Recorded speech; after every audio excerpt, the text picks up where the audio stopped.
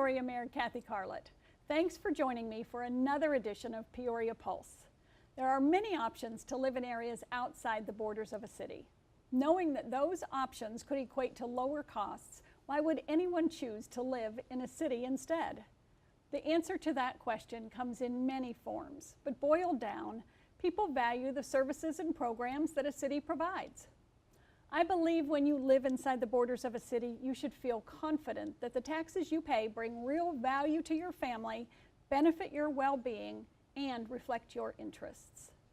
Financial management practices that are transparent and accountable are critical to ensuring Peoria residents receive the value they deserve. Today, I am joined by Peoria's Management and Budget Director, Ms. Katie Gregory, who knows all of this very well. Katie, welcome to the show. Thank you, Mayor. Well, so first of all, let's talk about the city's principles of sound financial management. Sure. The Principles of Sound Financial Management really is the key financial and budgeting document for the city. It gives us our guidance for how we're going to do and make decisions, both financial and budgeting decisions. One of the key elements of that for budget is the long-range planning. And we take a very thoughtful approach to that, trying to ensure that we have the resources available to fund all of the needs that are needed throughout the city. And it also helps us with things like bond ratings, as well as ensuring long-term operational structures, and many other important things for the city.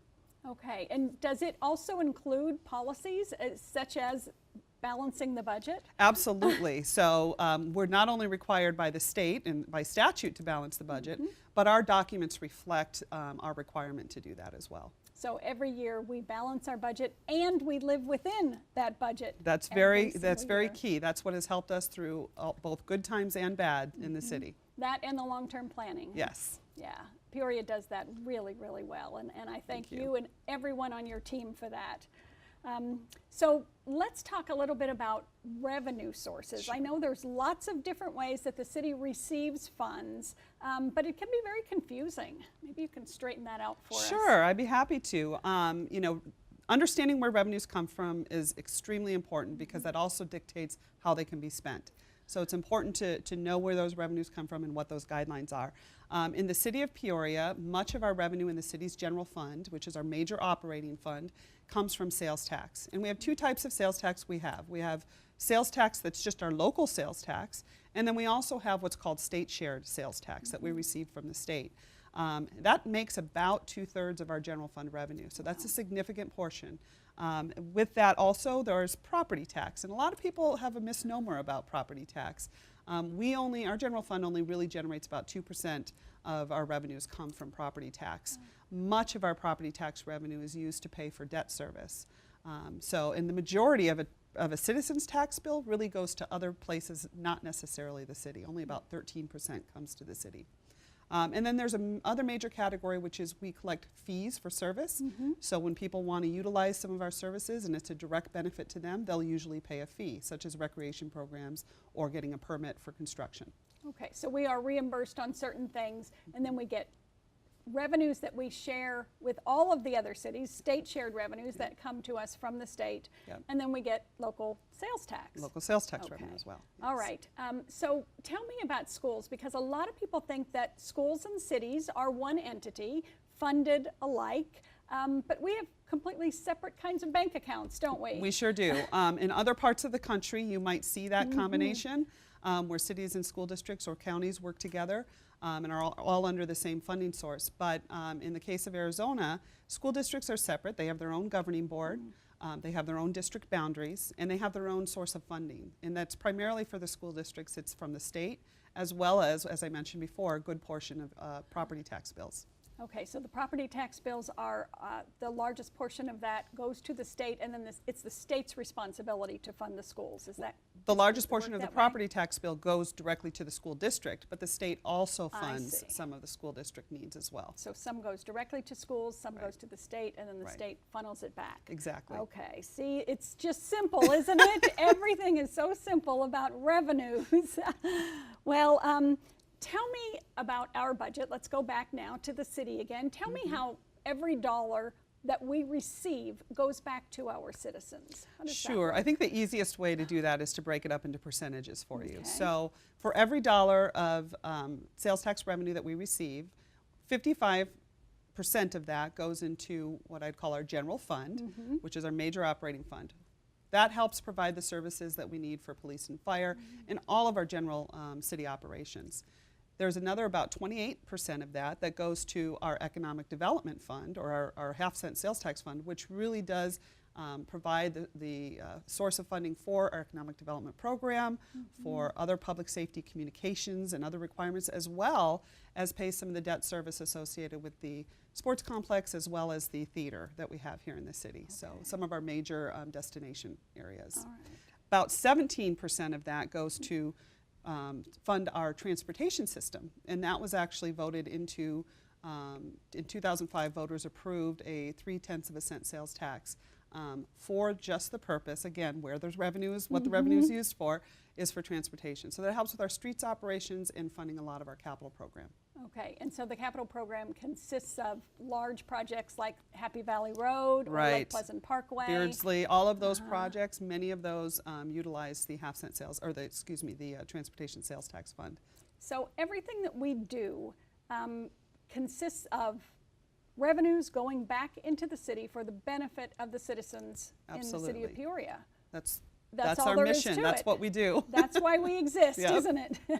All right, well, so then let's talk for just a minute about growth. Sure. Because right now I know that we are gearing back up. We are in growth mode. There's a lot of homes being built. There's, that means we need more services, we need more roads, we need more traffic signals, we need more everything. So growth is one of our biggest challenges right Sure, now. sure. How does the city budget deal with growth?